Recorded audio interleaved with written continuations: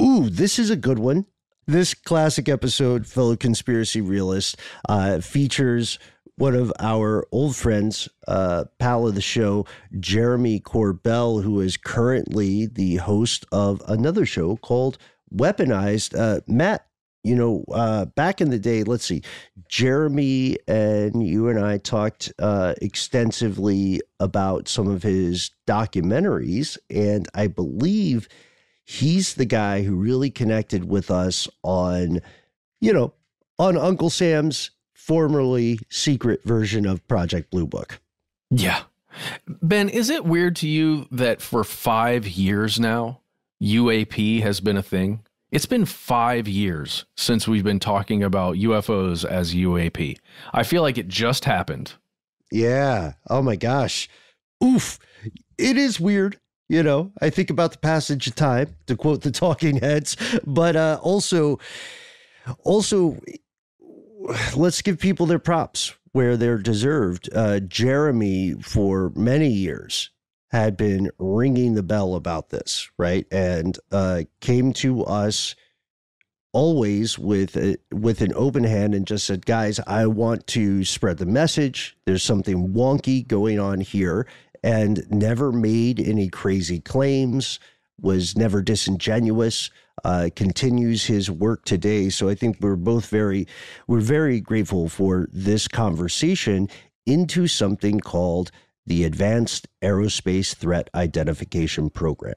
Or AATIP. AATIP. Okay, here it is. From UFOs to psychic powers and government conspiracies, history is riddled with unexplained events. You can turn back now or learn the stuff they don't want you to know.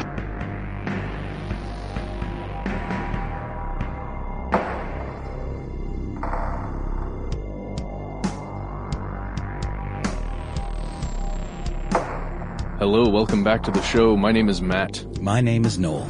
They call me Ben. We're joined with our super producer, Paul Decant, the man behind the curtain here. And most importantly, you are you. That makes this stuff they don't want you to know. Today, we're very excited, friends, neighbors, fellow conspiracy realists, because we are finally delving into a story that you heard about fairly recently. And you may have seen it as an interesting headline on your Facebook feed, if that's where you get your news. You may have seen a couple of people commenting on it in Reddit. You may have wondered why such an earth-shaking story hit the headlines and then appeared to vanish. I know. When I first saw it, I was like, wait, so this is like an admission that this stuff is real. These programs are real. Especially because you were probably reading it in the New York Times, which you generally don't read about UFOs there. That's what I'm saying. I was like, this is the one. This is the big one. And then it was kind of just like, what happened to that story? Right. Paper of note, New York Times, and a journalist working for the New York Times by the name of Ralph Blumenthal went public with a front page Sunday article in the New York Times fairly recently, where it was entitled Glowing Auras and Black Money, the Pentagon's Mysterious UFO Column. Blumenthal, writing with Leslie Keane and Helene Cooper, it introduced the vast majority of the public, including Matt, Noel, Paul, and myself, to something called the Advanced Aerospace Threat Identification Program. And this blew our collective minds. Yes. We weren't sure what was up. We weren't sure what was left, what was right, where to go. And because we wanted to bring the most fascinating and most accurate information to bear on this subject, we connected with one of our experts in the field in this regard, right? And we are lucky enough to have him with us on the air today. Ladies and gentlemen, you may remember him from our previous episode on allegations of alien implants or mysterious implants, the mastermind behind the film Patient 17. Number 25 on Netflix and trending right now, by the way. Check it out if you haven't already. We'd like to introduce you to Jeremy Corbell. Jeremy. Hey, gentlemen. Thanks for having me on again. Of course. So, all right, I guess we just start at the beginning. Let's go to the day this article comes out. How much did you know about this at that point? Well, I've actually been working on the Tic Tac case for 2 years and was not allowed to say anything about it. So I got to see it kind of from the inside before it was published. You know, I had pre-warning about it being published in the New York Times and Politico, and then getting picked up by the global media. You know, it was a big story, is a big story. So luckily I got to see it a little bit from the inside. So can you tell us a little bit about what the Tic Tac incident is? Sure, yeah. I mean, we should go, here are the facts, man. The devil's in the details, and this is a real conspiracy reality. This is something being held back from the American and global public, and it, does have a focus on the Tic Tac incident, and that is the case that I was working on for a couple of years. I had no way to shield anybody I was speaking with, from their secrecy agreements, so it's really great how this came out. The Tic Tac incident off the coast of California was one of many incidents where there is an anomalous aerial vehicle or anomalous aerial threat, depending on how they want to twist the language, where an object of unknown origin, no tail numbers, no even wings, was defying all ideas that we have about propulsion, gravity, and flight. And this thing was observed within 100 feet by the primary pilot, Commander David Fravor, and it was on every radar that we have and considered a threat of unknown origin, and it just displayed the most astounding flight characteristics. And so that is kind of the core of that story, that there is unknown technology, unknown craft from unknown origins that outfly anything that we have, and that was a 2004 case, so pretty current. Right. And that's, I really want to emphasize this for the rest of the audience here. Jeremy, you mentioned it was a fighter pilot who was the primary observer here. There were other observers, and these were experts. These were not people who were walking in a tourist area waiting in line to get some street food. These were people operating out of the USS Nimitz. Is that correct? Yeah, in fact, these are our most highly trained combat pilots. There were 4 visual observers on that particular day, yet these events were ongoing for over a week off the coast of California, being observed by our national defense and military. And these pilots, having no knowledge of what they were going to, were asked, what ordnance do you have on board? We have a real-life target for you. And they were sent out to observe and to engage this anomalous aerial vehicle.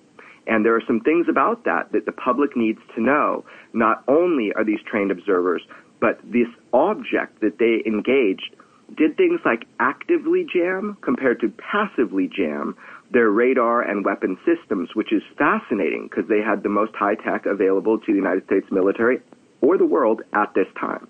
Wow. And the craft itself did not look like anything we would understand as an aircraft, right? There were no rotors, no wings, not even any portholes. Is that correct? In my conversations with Commander David Fravor, it was the most astounding thing he had ever seen in combat or even in theory, because this object, through the different visual optics that he had no protrusions like wings or anything like that. It had no exhaust plumes. They can use FLIR, which is heat sensing. There is no possible way that he knew of that this thing could operate, and in the ways that it did.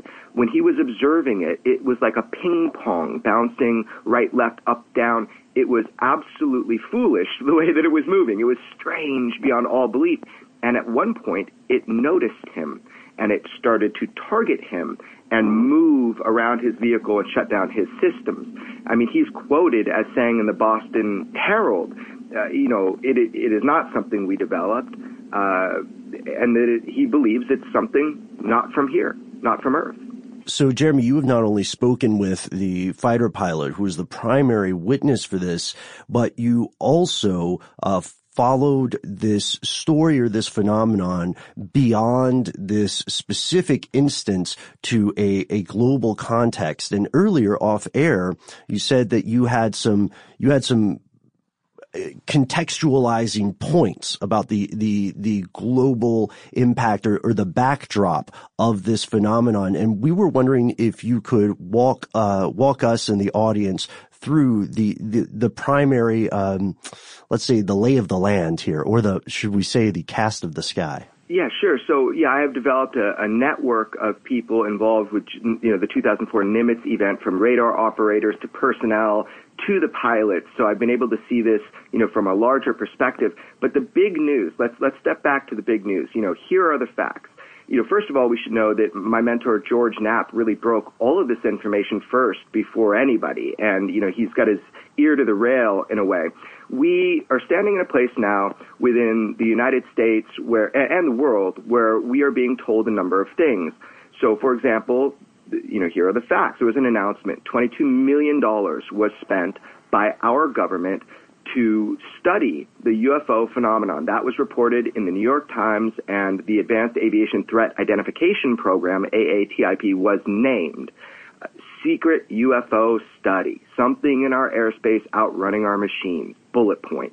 A man named Luis Elizondo, who's the former director of programs to investigate unidentified aerial threats for our government, he came forward in that article as well.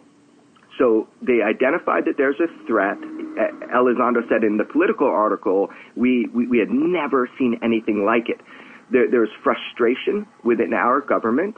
Elizondo kind of made that clear by saying, look, if a Russian bear bomber comes into near California, it's all over the news.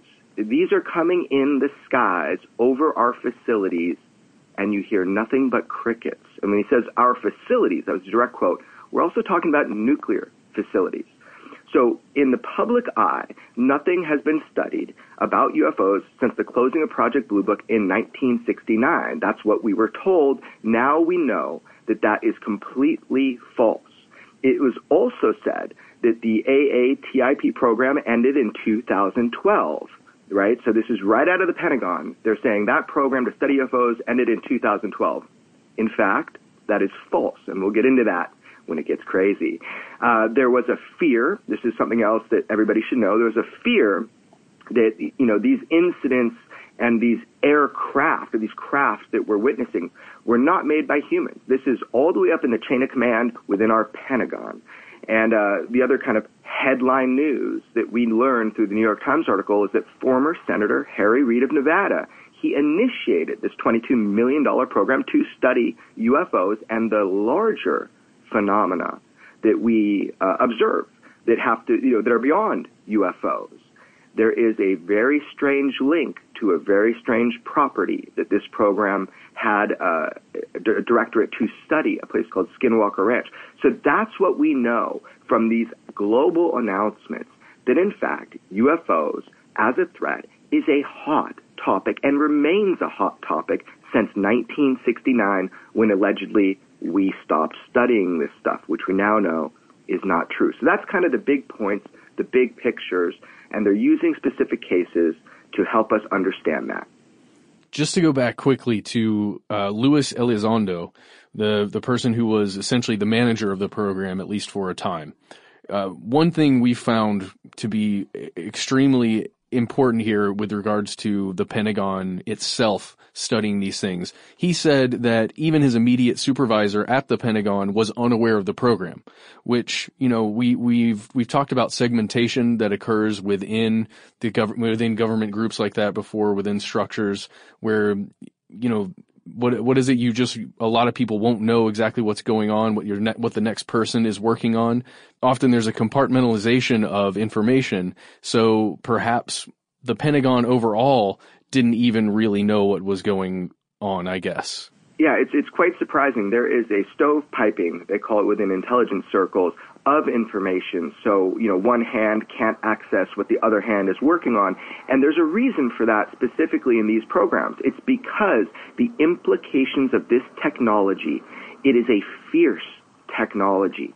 It is something, when weaponized, if we could control the forces of nature, like these craft appear to be able to control, that gives any nation a leg up technologically, a weaponization that other countries, other nations wouldn't have. So that is the exact reason why within the intelligence community, Department of Defense, and National Security, you have this stovepiping and compartmentalization. It's important. We used it for the atomic weapons system, the atomic bomb, and we use it now in anything regarding UFOs.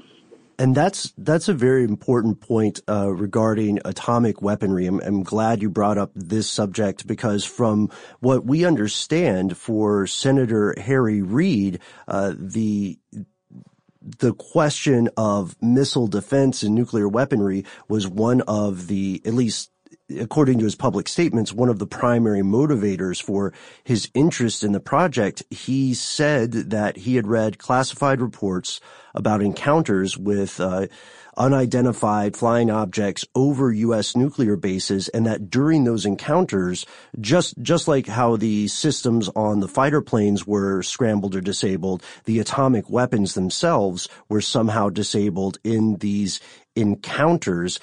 Do you believe that stated motivation of his was the primary goal, or do you believe there's something more to the story? Well, I believe that the concept of national defense is the primary goal. If we don't know how something is working and if it can threaten our nation, then it is a priority. So, yeah, I do believe in general that the idea was, A, how do we protect ourselves from these vehicles and these technologies that are far beyond ours that can shut down our nukes at any moment. But let's get specific about that. I just had lunch the other week with Robert Salas. Robert Salas was in command of 10 Minutemen intercontinental ballistic missiles when at his base, Maelstrom Air Force Base, a UFO came in, observed. This is all now public information through FOIA. We got this information. And a UFO, a glowing red UFO, came in over the base, and it shut down 10 independent systems. And we know specifically what this UFO targeted, which is the global positioning systems, disabled them, immediately just disabled them.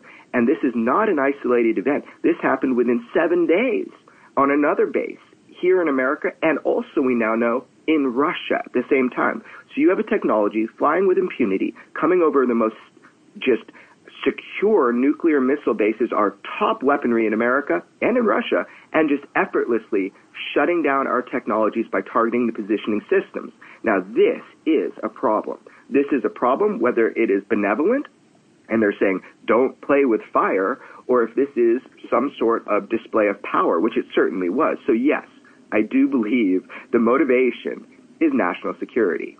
Well, Reid was quoted in saying, I'm glad that this happened because now we have scientific proof, or I'm glad this revelation was revealed to the public. I mean, those are strong words from a politician who's, I don't know, one of their primary jobs seems to be obfuscation, or like trying to kind of deceive the public in some way, or like, you know, this is pretty bold sentiment coming from a career politician. Can you speak to that, or how do you feel about that quote?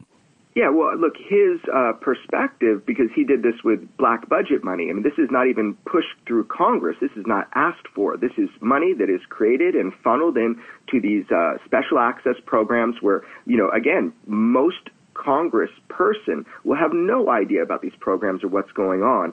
They are not in the need to know, even if they have the classification. So these are strong words. But it's really just the beginning of it. There's a lot that Harry Reid's not explaining. The reason Harry Reid got interested in this subject at all is because of the Bob Lazar story, and being a Nevada politician would talk with George Knapp. And so he learned that Bob Lazar's story is true, and he learned that this is something, the ET technology or foreign technologies, that we don't really have a handle on.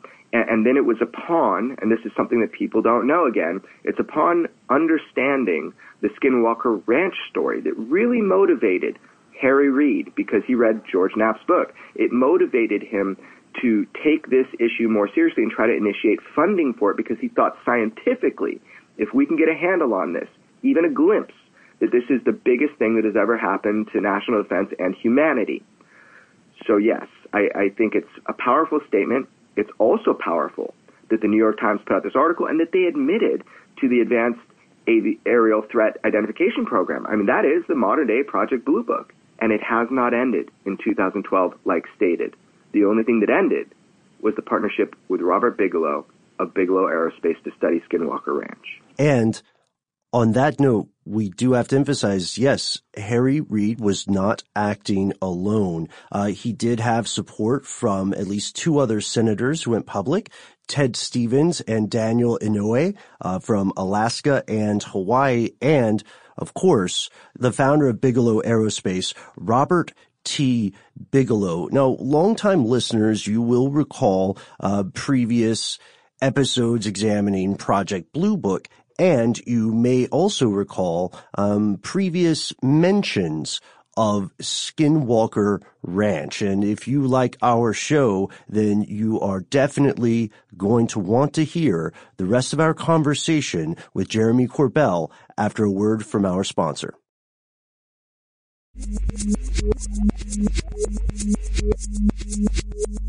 Okay, we're back. Now, generally when I think about the study of UFOs, I think about governmental organizations and things like Project Blue Book. I do not usually think about a private for-profit organization having a hand in, either taking a government contract to study UFOs or aerial phenomena or being paid in any way by a government entity. But in this case, we do have a private aerospace organization, Bigelow Aerospace. And can you, what do you know, Jeremy, about their involvement with this whole thing? Yeah, it's absolutely fascinating. This is a classic chess move by our United States government. It's like when they put facilities on Native American or sovereign nation land where they don't have to act as if they're, under jurisdiction of the federal government. They can do things outside of the parameters that are usually on them. So using private industry is the oldest trick in the book. And that's what we saw with the partnership between Bigelow Aerospace and actually the DIA, and the Defense Intelligence Agency, the intelligence agency within the branch of the Pentagon. So this is exactly what happened. There was a contract put out for this $22 million to study what was going on specifically at Skinwalker Ranch, but the anomalous aerial vehicles. And Bigelow already had an interest in this and had a property of high activity. The United States government wanted to understand this technology and if it was indeed otherworldly, and if that is a national security problem. So that shielding that they got through using private industry, because you cannot send a Freedom of Information Act to private industry, but you could to the DIA. So partnering with Bigelow was really the way that they were able to shield themselves from public scrutiny to try to get a handle on what's going on. Dude. Before we get crazy, I just have a quick question. I know Harry Reid's retiring soon. And there was talk, he was a big, he was really against the whole Yucca Mountain nuclear waste repository in Nevada. And now I saw an article saying that because he's retiring, that could go forward without him there to kind of guard against it. I'm wondering if, since he was in such support of this program, do you think him retiring will, deflate it in any way? No, actually, I don't think that Harry Reid retiring will deflate the program, because we're talking about a $22 million program, which is like, our military spends more on Viagra for its soldiers than it does $22 million per year. And this was over, 7 years maybe. So it's really funny. This topic is studied through every branch of our military. In every intelligence organization, the studies are ongoing. So there's no deflating this. It's just we're hearing about a piece of it. Don't worry, our government's on this. And one of the things that we'll hear when people bring up that number, that 22 million, is you'll hear people say, well, that's 22 million out of a 600 billion annual budget, right? Or I love that statistic about Viagra that you just introduced us to, which is my first time hearing it. This argument to supporters seems misleading because it sort of circumvents the concept of black bag budgets, or it circumvents the concept of untraceable money, which we know is a real phenomenon, not just in the Department of Defense, but in other world militaries and intelligence agencies. And we have to ask, with Noel's earlier question about deflation, we have to ask, what else we don't know? Does a program like this continue? What does it lead to? What are the other pathways in this rabbit hole? And most immediately, Jeremy, is this where it gets crazy? Yeah, I would say this is certainly where it gets crazy. I'm going to tell you a few points right now that I think the public is not picking up on, and it's very important to pick up on them, and they will blow your mind. So yes, here's where it gets crazy. So first of all, the program did not end. What they're telling you is that $22 million program, that little program, that the contract is now over since 2012. But the study of UFOs is still one of the primary studies that everybody's looking at in the United States military. So don't start to believe that it ended. It did not end. Now, also, this event we talked about, the Tic Tac event series, the week-long series, that was not an anomaly. It's a trend. The Tic Tac event was not an isolated event. The other video that was put out by the Pentagon was what's called the gimbal video. Something people don't know, or very few people know, is that the gimbal video was from a completely separate set of events off of the east coast of California in 2015. So these frequencies are increasing of these Tic Tacs and these similar things. And the Tic Tac event also, there were multiple Tic Tacs, and there was a USO, unidentified submerged object that was churning the water underneath the planes as they were flying and looking at the Tic Tacs. It was said the Tic Tacs seemed to be docking, in quotes, docking with the USO. So it's not isolated. The government involvement is something else where it gets crazy. The DIA, the Defense Intelligence Agency, was the one in charge of this program through the $22 million. So we're talking about a major intelligence agency within the United States. In the article, something else, another point people didn't really pick up on, there were alloys there were skiffs that were built, to protect information and actual objects at Bigelow Aerospace in Las Vegas, Nevada. These were being held there. Foreign, to say it nicely, foreign technologies or alloys. So, UFO alloys. And I think what we're going to learn a lot about in the next year or so is the atomic layering of these alloys. How do we know that they weren't created on Earth by another nation? So keep your eyes out for that, and don't forget that was said in the article. They were warehousing alloys. They also mentioned, really briefly, and this was a leak, about medical studies for UAP or unidentified flying objects or UFOs, whatever you want to call them, encounters by our government and military personnel. So there are medical studies on individuals who had prolonged UAP, unidentified aerial phenomena, encounters. That's something that hopefully we will learn more about. Now let's talk about demons, since we're going to where it gets crazy. The program was stopped because people were scared shitless of being being on the front page of any news report, because some people believed this was not the works of aliens or ETs, but it was in fact demonic. This is true. Within our intelligence agencies, people believed this, and they didn't want it splashed on the New York Times because they believed it was demonic. That is true. That is crazy. So, I don't know what it is, but that is wild.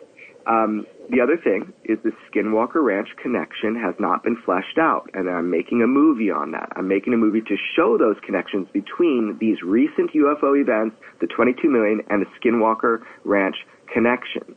And so that kind of leads us to that. But all of that, to me, is wild. Yeah, agreed. And one thing that's interesting when you mention that people within the government, some of the people in Uncle Sam's employ, felt that there were religious or spiritual implications about that. We know that can sound insane, folks, but we have to remember that regardless of what someone's occupation is or what the role is, they are still a human being, and they move by these human motivations. So if someone interprets a threat seriously enough, right, then they will feel that it is a moral imperative to report it. So this, while just hearing what you heard just now might sound like creepypasta on the internet. The fact is that these were real people. These were genuine government employees who were voicing these concerns. Yeah, and they're seeing it through their own lens. Right, which is, there's nothing wrong with, because I don't know the ultimate truth. If anybody says they know the ultimate truth, they're lying. But that perspective is worthy of an individual who has religious faith to say, this is my concern. What we're witnessing is the act of the devil. These are not aliens. This is demonic. And that, in fact, halted progress on these studies. It did, which is pretty intense. Wow.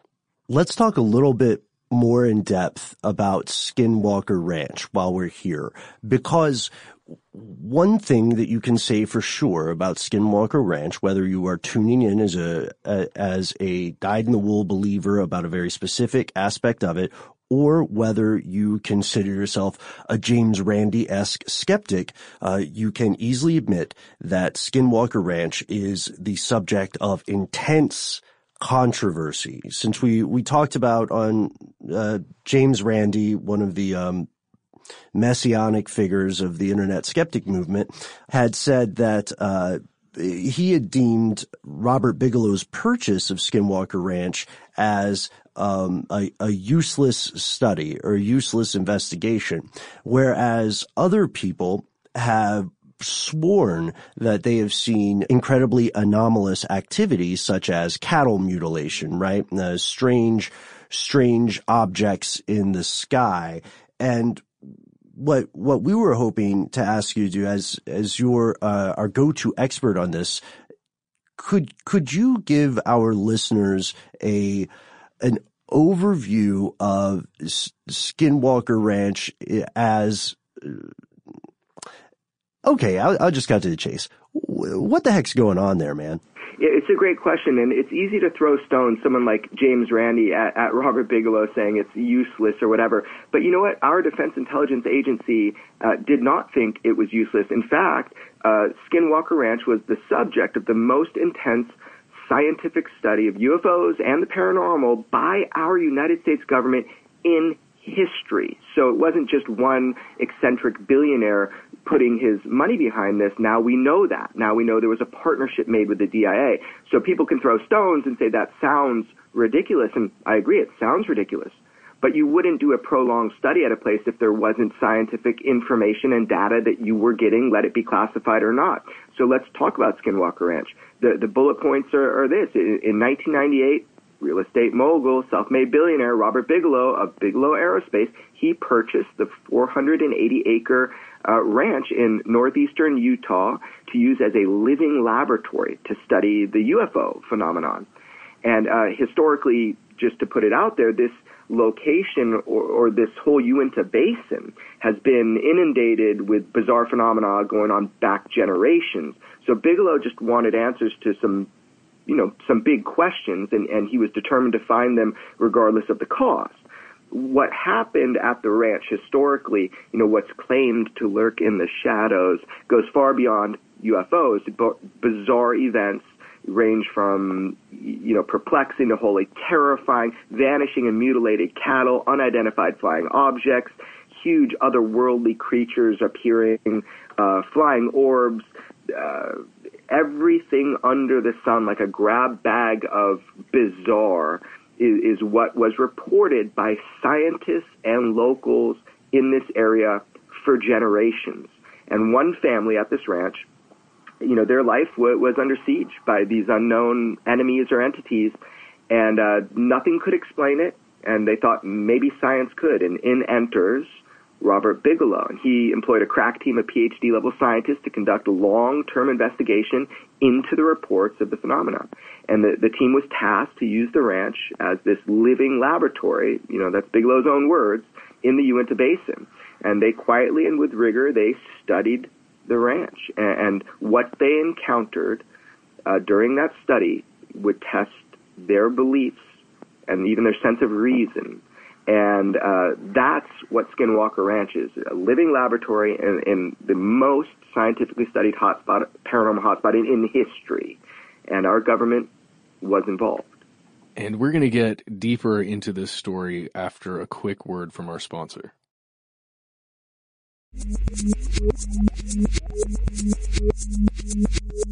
So, Jeremy, give us a little insight on how you've come to acquire what I've seen from a trailer, boxes and boxes of videotapes and documents all about the Skinwalker Ranch.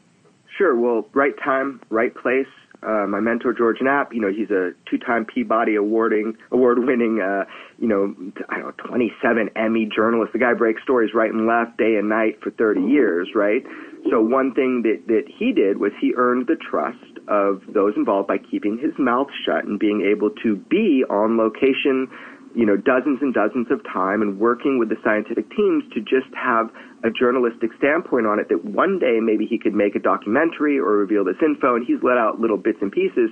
But now that the ranch has changed hands, all of that has been altered. We can now tell this story. So poking and prodding and trying to get the information and what he's collected and sorting it and collating it, that's what I've been doing for the last couple years. And wow, what I've uncovered through this is truly shocking and interesting. So that led me to want to make a movie on it. Okay, so George Knapp had these documents, and it appears that he was under some kind of non-disclosure agreement, and I'm trying to understand here. He wasn't allowed to talk about it for a while? Yeah, journalistic ethics is more about it. If you're let in to observe and look at something, and you're told, as a journalist, it is not the time to talk about this, but I want it kind of recorded for history. We're not talking about just documents. We're also talking about footage, actual footage that goes back 20 years. So this is something that he kept his word as a journalist. The moment he breaks that, people no longer trust him, if they're a source for him. So he kept his word, and he did not leak any information, although he did report on it from time to time in the capacity he could. He even wrote a book on, Hunt for the Skinwalker, great book. It'll get you up to date on what happened there. So he was able to put some stuff out. But the meat of it, it's a human burden. As a journalist, he had to sit on it, and that time has now gone. And that was a burden that you were also shouldering for your time researching this upcoming work. One thing that's interesting that I know a lot of us in the audience are going to ask, and it's completely fine and completely understandable if there's a question that shouldn't be answered on air. You mentioned that Robert Bigelow no longer owns Skinwalker Ranch, that it was acquired by another party. Do we know who that party is? And do they wish to remain anonymous? Are they affiliated with the government in any way, etc.? The public does not know who the new owner of Skinwalker Ranch is. The new owner of Skinwalker Ranch is not affiliated with the government, to the best of my knowledge. And the new owner desires to remain out of the public eye. So I respect that, and again, journalistic integrity, and there's, no reason to go beyond that. But yeah, there is new ownership, and that is interesting. Okay, I'm really glad that we got that out into the air. I also wanted to. Well, Matt, Noel, and I wanted to follow up on something that we had been thinking about for years, and I know you're on the same page with us here, and that's the larger concept of disclosure, capital D disclosure. And this is, to catch everyone up, this is the idea that there would be some globally recognized acknowledgement of either evidence of extraterrestrials visiting in the past, evidence of extraterrestrial life, even if it hasn't contacted Earth or something like that. Do you see this announcement by the Pentagon, regardless of how much still remains classified, do you see this as a step toward that? Do you believe that disclosure is an impending phenomenon? No, disclosure will not happen. People would go to jail. It would also be very damaging to the world in general. However, confirmation is something that appears that we are inching towards to. Some people even believe we've had confirmation if you really read and understand and talk with the people involved here, from the news reports to, the television interviews. But I think it's very important to understand disclosure with a capital D, that is a fantasy. people would go to jail. If the United States government says we are in fact being visited by extraterrestrials, and we have been for a long time, and here's all the information, we've been reverse engineering their technology or attempting to, that people would go down for that. So that's not going to happen. But what might happen, and appears we are inching towards, is confirmation. The idea that, hey, there are unknowns, and these unknowns, they have to be piloted if it's what it appears, although all the evidence shows these are not beings from other star systems visiting us, but in fact it's much more complex than that. That's actually what the evidence shows. But yeah, I believe we're inching towards confirmation of what we do know to a degree, but no disclosure with a capital D. That's just never going to happen, in my opinion. Well, that's disheartening, Jeremy, because I've been waiting on that for a long time. I don't know, Debbie man. Downer over here. Good. No, guys, I'm sorry. I'm joking. We're totally. I guess the reason we're totally joking, but it's like, they released. They do tend to release stuff years and years and years later when it seems like it maybe is irrelevant for actual living humans, like things about the Kennedy assassination and stuff. But I feel like I agree with you. It doesn't seem like the government does things like that and for any other reason than to placate people and not actually to inform. Right, or to get what they want. Remember, the elephant in the room here is that how these craft operate. On the last show with you, I said the only one thing we know about UFOs is that it's a huge amount of energy in a very small amount of space. Scientifically, we know that. So now we're looking, again, at a fierce technology. It's like the moment that you learn how to make a nuclear reactor for power, you cannot unlearn how to make a nuclear bomb. So the weaponization potential of these technologies are so powerful that for all the good things it could do for us, it could be a very destructive. It would be a very destructive technology. And so that is the elephant in the room. Wow. Okay. I'm going back to the $22 million because I think this is an important point and it kind of touches on disclosure as well.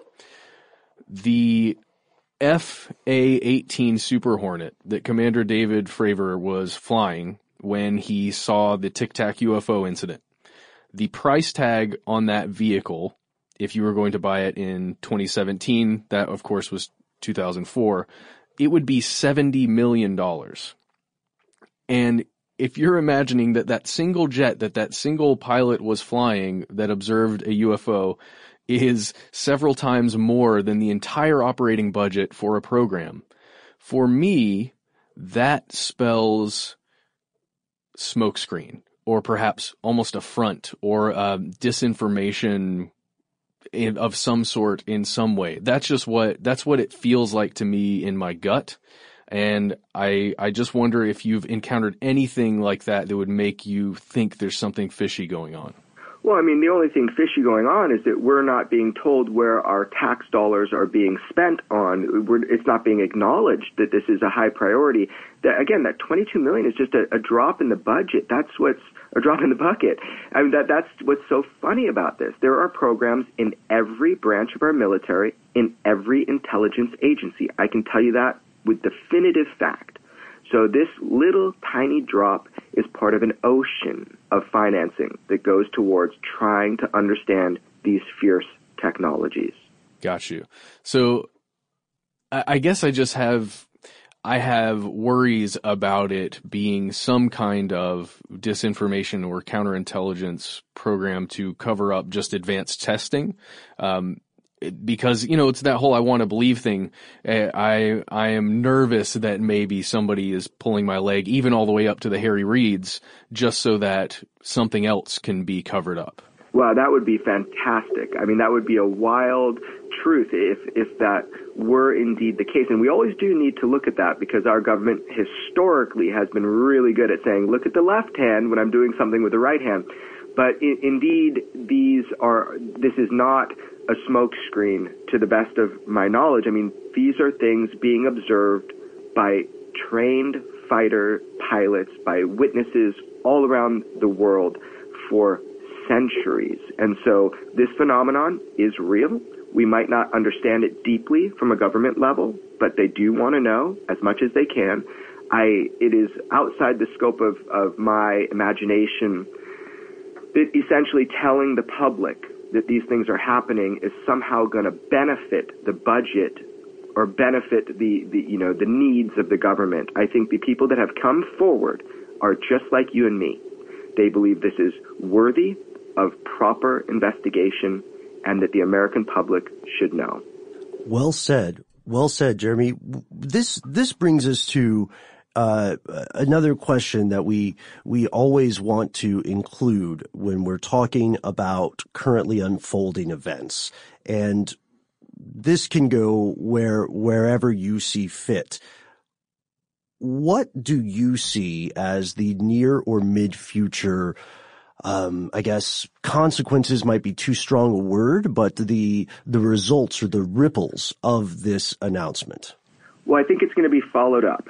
And I think that if we can get to the point where the public really understands, I mean, gosh, the public was so interested when that New York Times article came out. I mean, it just blasted off. This is a topic everybody, if you have a curious bone in your body, you have to be interested in this. It's just a matter of the devil's in the details, really trying to read and see what's going on.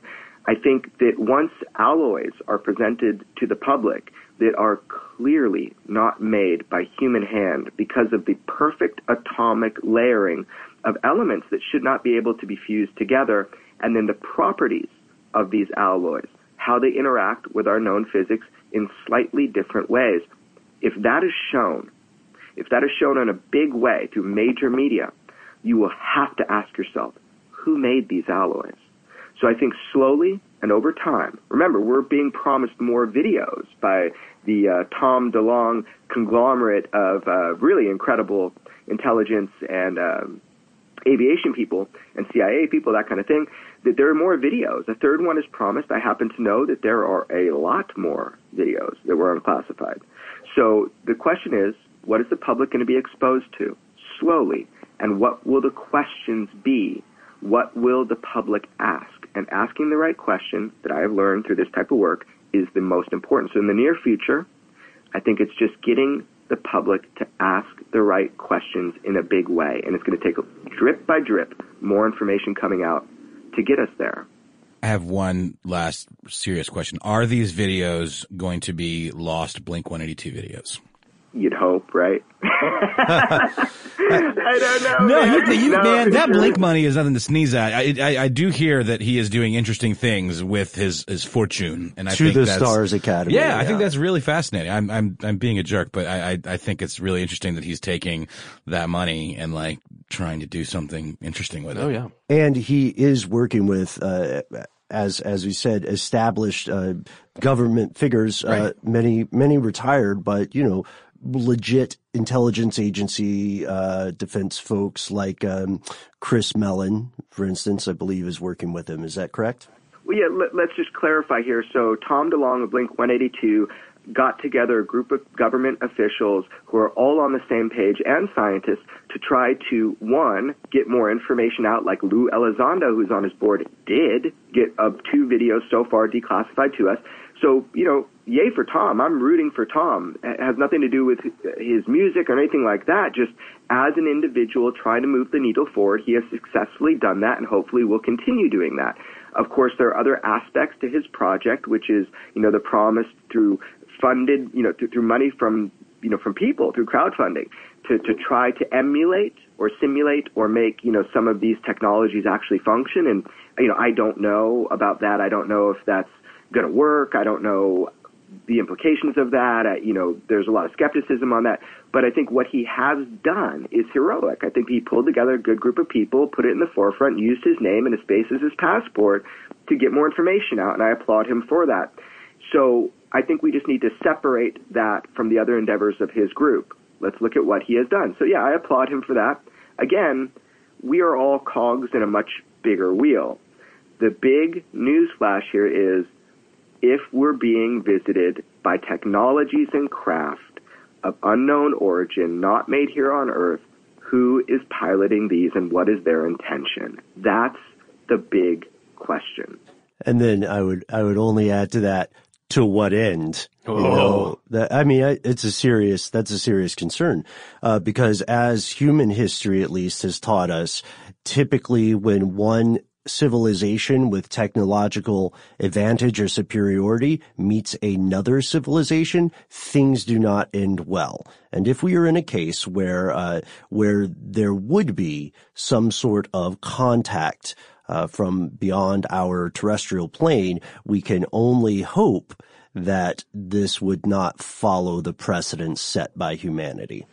Right. So this is, in fact, where it gets weird. I have a little theory that I call the UFOs are Clockwork Orange. And it's the basic theory that we may not be witnessing just beings from other star systems engaging humanity with craft that appear to be UFOs, but in fact, we may be experiencing an AI or some sort of artificial intelligence that is giving us a learning program over time to acclimate us to the ideas of high technology. Because if you look through UFO accounts all throughout the centuries, you'll see that what people are engaging and seeing goes far beyond just craft in the sky or lights in the sky.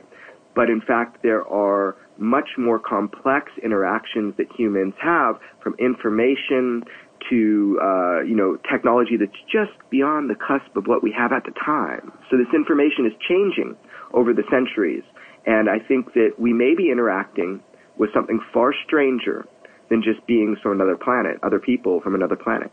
Well said. And speaking of Stranger Things, not the Netflix show, folks, but speaking of stranger subjects and topics, there is something that we wanted to bring up. We would be remiss if we didn't mention this or explore it at some point in our time with you today. And Matt, I'd like to pass the honors to you in this regard. Yeah, you mentioned a name that just kind of got peppered in as we've been talking. Bob Lazar.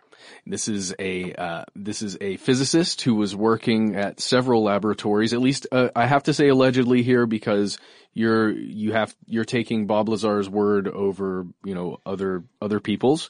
But he worked amongst other places, Area 51, according to him, and he was witness to a lot of the things that we've been talking about today. Other alien craft, alloys, metals, this kind of thing.